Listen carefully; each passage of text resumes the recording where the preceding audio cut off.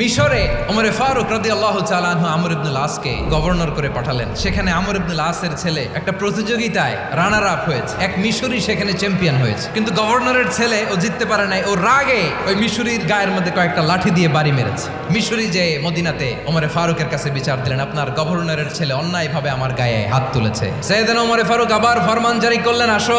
আমর ইবনুল আস রাদিয়াল্লাহু তাআলা আনহু মাথা নিচু করে বসে আছেন, লজ্জায় কাচুমাচু, হাই হাই। সাইয়েদনা ওমরে ফারুক বললেন, এই নাও লাঠি, গভর্নরের ছেলে তোমার মাথার মধ্যে যতগুলো বাড়ি মেরেছে আজকে জনসম্মুখে তুমি অতগুলা বাড়ি মারো। মিশরি গুনে গুনে ততটা মারলেন। এই দৃশ্য দেখে ওমরে ফারুক রেগে মেগে আগুন, আর নিজেকে সামলাতে না পেরে মিশরিরে বললেন, ছেলেরে মারা শেষ হয়ে গেলে এবার বাবার টাক মাথার মধ্যে কয়েকটা বাড়ি মার। আমার পাঠানো গভর্নর আমর ইবনুল আস তার ছেলেকে কেন আদব তারবিয়া কেন শিক্ষা দিতে পারে না? তোমরা আমাদেরকে সুশাসন শিখাও।